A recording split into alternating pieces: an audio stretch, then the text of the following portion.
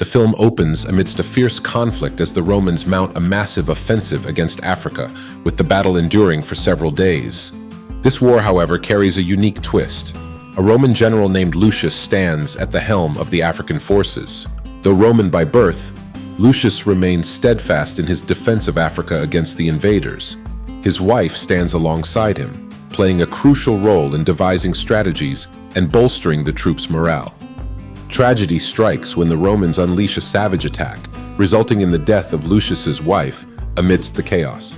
Her demise deals a crushing blow to Lucius. Despite his strategic acumen and their combined efforts that had initially repelled the Romans, her loss shatters his spirit. Overcome with grief and unable to continue the fight, Lucius's resolve falters, leading to the eventual defeat of the African forces. The Romans, with their overwhelming numbers and relentless onslaught, ultimately subdue the African army and seize control of the territory. Lucius, along with the vanquished African soldiers, is taken prisoner and transported to Rome. During that era, Rome is governed by twin brothers, Geta and Caracalla. The first ruler of Rome was celebrated for his fairness and clemency, but under the governance of these siblings, the situation has deteriorated. Both are tyrannical rulers, with Caracalla's unstable mental state rendering him particularly perilous. The citizens of Rome live in a state of fear, oppressed by their despotic reign. To commemorate their triumph over Africa, General Acacius, the leader of the Roman forces in the conflict, proposes a grand spectacle for the Roman populace. Geta eagerly endorses the idea, leading to the organization of a brutal event, an arena combat featuring the captured African warriors. The captives are pitted not just against Roman soldiers, but against vicious, bloodthirsty monkeys, trained to kill. Lucius and the other captives are ushered into the arena to participate in this harrowing spectacle. As he steps onto the battlefield, Lucius experiences a profound stirring within him. Memories from his childhood flood back, and the surroundings evoke a sense of familiarity, unearthing long-buried recollections. In one vivid flashback, Lucius recalls being a young boy standing in this very field. His mother had sent him away with soldiers, instructing them to ensure his safety. It becomes apparent that Lucius shares a deep personal bond with this place, a realization that dawns on him only now. In the present, the gruesome battle commences. The Roman spectators cheer as the deadly monkeys are unleashed upon the field. These creatures are monstrous, fiercely wild, and trained to kill without hesitation. The arena transforms into a scene of carnage as the prisoners are slaughtered one by one. Lucius and his companions stand at a distance, watching the ghastly scene. Summoning their courage, intelligence, and bravery, they advance. They launch a surprise attack on the monkeys, ultimately overpowering and killing them. During the entire ordeal, Rome's former general Macrinus watches Lucius intently.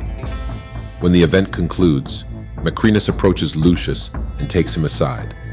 He commends Lucius for his valor and combat prowess, stating, "I've witnessed your strength. I want you to fight for me as my gladiator. In return, I'll offer you a life of luxury. Otherwise, you're aware of the fate that awaits prisoners here." Lucius responded, "I didn't come seeking luxury or to serve another's cause. My sole purpose here is to kill General Acacius. He took my wife's life, and I want his head." Upon hearing this, Macrinus assured him, "If that's your desire, I'll make it happen. You'll have General Acacius's head, but in return you must serve me and comply with my commands." The scene transitions to General Marcus, shown alongside his wife Lucilla. Lucilla, a Roman princess, inherited the land from her father, which subsequently passed to her first husband before his death in battle. Now she is wed to General Acacius. He confides in Lucilla, expressing, "I deserve to rule Rome, not Geta and Caracalla. They are tyrants. I intend to lead a rebellion against them, rallying my forces to reclaim Rome." Following this, the narrative returns to Lucius, now summoned to the arena as a gladiator, a professional combatant. This fight is organized purely for the emperor's amusement. The gladiator opposing Lucius is Darius, an undefeated champion renowned for years. His formidable reputation earned him the title of a gladiator. Initially, Darius overwhelms Lucius, but Lucius remains hopeful. He concentrates on defense and keenly observes Darius's vulnerabilities. Eventually, he seizes control by grabbing Darius's hands and using Darius's own knife to kill him. The crowd is astonished. Lucius had defeated the most seasoned gladiator, a feat previously unachieved. Even Emperor Geta is impressed by Lucius's prowess and showers him with praise. In response to Geta's admiration, Lucius recites a poem in Roman, a cherished memory taught by his mother during childhood. The recitation surprises everyone, including Geta. Soon after, Macrinus intervenes, taking Lucius aside. In the jail, Macrinus interrogates Lucius about his origins and birthplace. The poem stirs suspicion in Macrinus, leading him to suspect that Lucius might be of significant lineage. Yet, despite repeated inquiries, Lucius remains tight-lipped. The scene then shifts to General Acacius preparing for his uprising against Geta and Caracalla. Many senators, spies, and influential figures, weary of the emperor's cruelty, are ready to back him. Acacius discloses that he has assembled a private army of 5,000 soldiers, plotting to storm the palace and dethrone the tyrants. The following day, Lucius is dispatched to the palace by the emperor. Another fight is orchestrated by Geta, this time pitting Lucius and his fellow captives against a formidable rhinoceros controlled by a Roman soldier. Surviving the rhinoceros would only lead to death by the soldier's whip. The battle is designed to be so perilous that escape appears impossible. As the battle unfolds, the rhinoceros swiftly kills several prisoners with its mighty strikes. One by one, they fall until Lucius faces his turn. With cunning, Lucius sidesteps the rhinoceros's first charge. When it charges again, he cleverly throws mud into the air, blinding the beast. He then maneuvers toward the wall, and as the rhinoceros attempts another attack, it becomes ensnared with its horn stuck in the wall. Having evaded the rhinoceros, Lucius now confronts the Roman soldier controlling it. This new gladiator was even more formidable and skilled than Darius. Lucius found it difficult to anticipate his moves, leaving him at a disadvantage. Forced into combat, Lucius did his utmost to defend himself but struggled to find an opening to attack. Before he could act, the gladiator struck, knocking him down. The bout seemed lost, with Lucius facing imminent death, yet Geta signaled to halt the fight, sparing Lucius. He was impressed by Lucius's abilities and decided to grant him another chance. As Geta spared him, he recited the same poem that Lucius had previously recited after his initial victory. Geta's recitation sparked something in Lucius. It felt eerily familiar, though he couldn't immediately place it. Upon returning to her room, Lucilla pondered the poem, trying to connect it to her past. Finally, she remembered it as the same poem she had recited to her son, Lucius, when she sent him away with soldiers after her first husband's passing. This realization hit home. The prisoner fighting in the arena was indeed her son, Lucius. The narrative then flashes back to explain why Lucilla had sent her son so far away. At the time, Lucius was very young, and with his father's death in battle, he was the rightful heir to the throne. However, his youth made him vulnerable to numerous threats.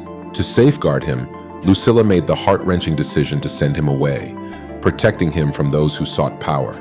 Determined to reveal the truth, Lucilla visited Lucius in prison that night. Upon her arrival, Lucius immediately apologized, acknowledging the emotional distance between them. He expressed his anger, stating that this separation had prevented them from recognizing each other until now. Lucilla explained her actions, saying, "I never wished to keep you away, but I had no choice. After your father's death, many became your enemies. I sent you far away for your safety. You are my son, the rightful heir and the true ruler of this land." She wanted to say more, but Lucius, overwhelmed with anger and confusion, couldn't process everything at once. He scolded her and sent her away. His mind was clouded, wrestling with myriad emotions. The next day, Lucius was called to fight in yet another perilous battle. This time, the fight was to take place on a ship adrift in waters teeming with hungry sharks. If Lucius lost, he would be thrown into the water to be devoured by the sharks. Even worse, losing his balance during the fight would mean falling into the water, inviting instant attack by the sharks. This life-threatening battle was unlike anything Lucius had ever faced. Nevertheless, he fought valiantly.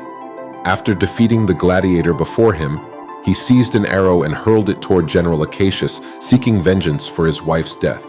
However, Lucius missed, and the arrow struck Geta's chair. Though no one was harmed, the attack caused a considerable stir. General Acacius, realizing the gravity of the situation, left the arena and retreated to his quarters to continue plotting his rebellion. In his room, General Acacius was confronted by Lucilla, who delivered startling news. Her son Lucius, the rightful heir to the throne, had returned. This revelation left Acacius at a loss, as it threatened his ambitions of ruling Rome.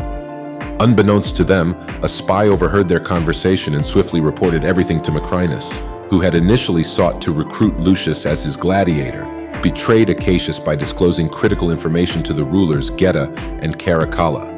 Accompanied by the spy, Macrinus informed the emperors of two crucial developments: General Acacius's plan to stage a rebellion and seize the throne, and the return of Lucilla's son, the rightful heir. Enraged by these revelations, Geta ordered the immediate arrest of Lucilla and General Acacius. The scene shifts to Lucius in prison, where a nearby soldier begins narrating tales of Rome's past gladiators and rulers, including Maximus, Lucius's father. Intrigued, Lucius asks the soldier to tell him more about Maximus. The soldier eventually leads Lucius to a hidden location where Maximus's armorer had preserved his swords. Seeing his father's weapons triggers childhood memories in Lucius, confirming the truth of Lucilla's words. Lucius finally realizes he is indeed the son of Maximus and Lucilla. The following day, Geta arranges another gladiatorial event, part of the daily spectacles meant for entertainment. This time, he introduces a new prisoner to the arena, General Acacius. Despite his age, Acacius's experience as a former gladiator makes him a formidable adversary. He easily defeats every gladiator sent against him. Then, on Geta's orders, Lucius is summoned to fight Acacius. This battle holds immense significance for Lucius, who seeks vengeance for his wife's death. During the fight, Acacius eventually drops his sword and surrenders. Looking up at Lucius, he acknowledges him as the rightful king, saying, "Lucius, I know you are the legitimate heir to this land." Acacius's unexpected surrender takes Lucius by surprise. Before he can react, Geta stands up and commands Lucius to kill Acacius. However, Lucius refuses, arguing that it would be dishonorable to kill a defenseless man who has laid down his weapon. Infuriated by Lucius's defiance, Geta orders his soldiers to execute Acacius. The soldiers unleash a volley of arrows, killing Acacius instantly. Lucius is devastated by Acacius's death, but he quickly turns it into a political opportunity. Standing before the crowd, he declares, "Witness what the king has done. He has killed the greatest general of this land, a man who devoted his life to serving the rulers of Rome. If such a great man's life means nothing to this king, imagine how little he values yours. One day, he will come for you as well." His impassioned words resonate with the people, planting seeds of rebellion against Geta's rule. The crowd begins to murmur, their loyalty to the king shaken by Lucius's powerful statement. The citizens of Rome, stirred by Lucius's speech, start to turn against King Geta. This outrage quickly swells into a massive movement, with protests erupting even at night. The streets fill with furious citizens demanding the king's downfall, reflecting the widespread discontent with Geta's oppressive regime. Thanks to Macrinus and his assistants, and exploiting the differences between Caracalla and Geta, Macrinus sided with Caracalla, who was psychologically unstable.